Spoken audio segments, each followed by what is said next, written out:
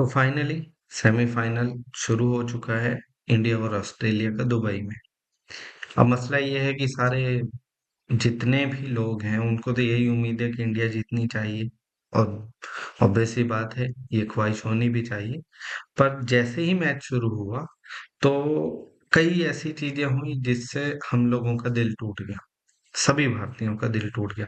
पहली बात कि आज हम लोग 14वीं बार टॉस हारे हैं। टॉस क्यों हार रहे हैं किसी को कुछ समझ में नहीं आ रहा है। लगातार टॉस हारे जा रहे हैं, ले हारे जा रहे हैं, ले हारे जा रहे हैं।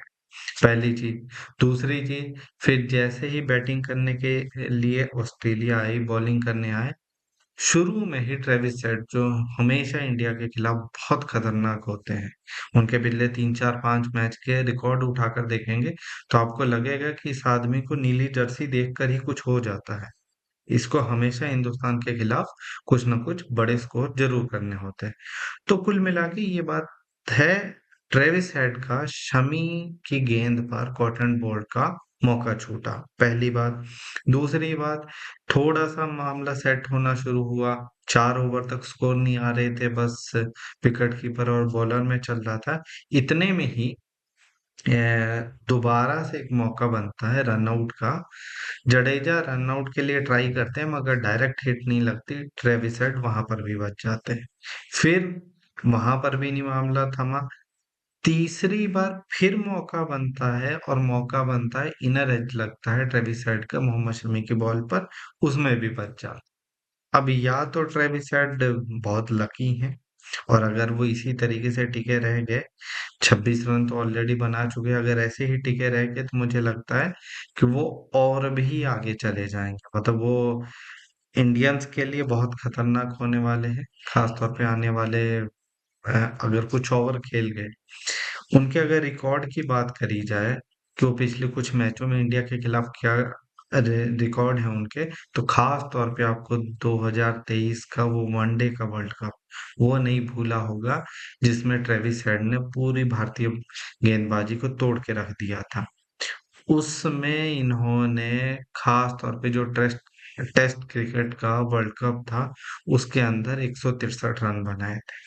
सोचिए कि नीली जर्सी देखकर जो मैं बार बार बोल रहा हूँ कि ट्रेविस हेड को कुछ हो जाता है खास तौर पे इंपॉर्टेंट मैचेस में। ऐसे ही बाकी मैचेस की भी बात कर लेंगे कि उसके बाद जो मैच हुए हैं उसमें क्या रहा है। तो ट्रेविस हेड कुल मिला के इंडियन गेंदबाजी के लिए बहुत खतरनाक है।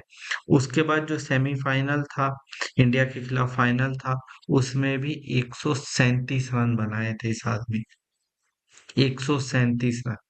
तो अब आप अंदाजा लगा लो, एक आदमी जो लगातार हिंदुस्तान के खिलाफ, इंडिया के खिलाफ, टीम इंडिया के खिलाफ इतनी खतरनाक बैटिंग करता है, उसको 3 3 मौके मिल जाए ना, ये सही संकेत नहीं है। दूसरी बात कि टॉस हारने की वजह से इंडिया के लिए एक बैक पर इसलिए चले गए क्योंकि अगर ऑस्ट्रेलिया यहाँ पर 250 से ऊपर रन बनाती है तो इंडियन बैटिंग के लिए फिर मुश्किल होने वाली। सबसे ज्यादा यहाँ पर 266 ही चेज हुआ है, उससे ज्यादा चेज नहीं हुआ है। दूसरी बात है कि ऑस्ट्रेलिया ने भी इस पिच को देखते हुए 3 बॉलर्स के साथ खेली है, स्पिन बॉलर्स के साथ खेली है। तो ऐसा नहीं है कि इंडिया के लिए बहुत आसान हो जाएगा। मुझे लगता है कि अगर प्लेयर्स इस मामले में थोड़ा अच्छे से कैलकुलेट करके खेलें और इन खास तौर पर ट्रेविस हेड को आउट करने की कोशिश करें और ये जो मौके चूक गए हैं उनको भुनाने की कोशिश करें तो ज्यादा बेहतर रहेगा। अगर ये प्लेयर कुछ टाइम तक खेल गया तो मुझे लगता है कि फिर अ, खतरनाक होने वाला है मामला। अब आप बताइए कि इस मैच में किसका पलड़ा भारी है, अभी तक की सिचुएशन को देखते हुए कौन जीतने वाला है और इंडिया के क्या चांसेस है, कौन सबसे ज्यादा विकेट लेगा, भारत की तरफ से बैटिंग में सबसे ज्यादा कौन रन बनाएगा। तो ये सब चीजें आप हमारे साथ साझा कर सकते हैं।